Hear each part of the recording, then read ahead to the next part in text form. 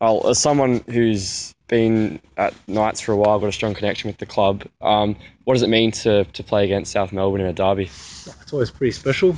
You know, it was the original Melbourne derby, and growing up as a kid coming out watching, the club, so it's pretty exciting. You always get up for it. So yeah, I'm pretty excited.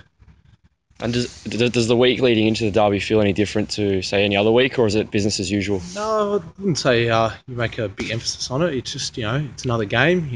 It's a must win for us now. So just work hard and get excited for the weekend, I guess. Yeah.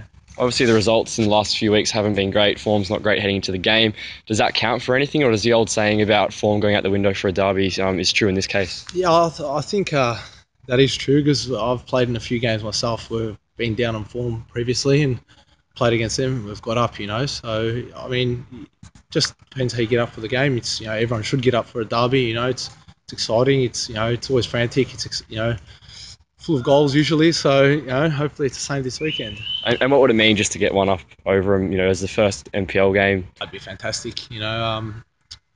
Obviously on our form as well at the moment. It'd lift us back up and just give us a whole lot of confidence as they've gone undefeated so far. So just to get that win on the board, just bragging rights, for the first game. So yeah, it will be good, really good for the club and for the supporters.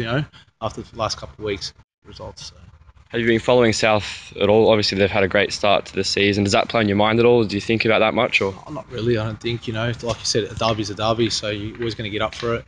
Just we know we can do the job on the day if we all put our heads into it, and things fall for us. So you just go in and work hard, and it doesn't really bother us what they do. So. Yeah.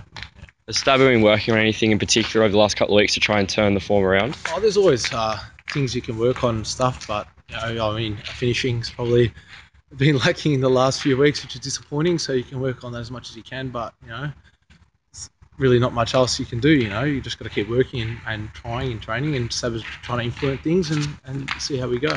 You've been I think you've played every game so far. Yeah, you haven't missed any. From your point of view, what do you think is the reason behind the poor results of late?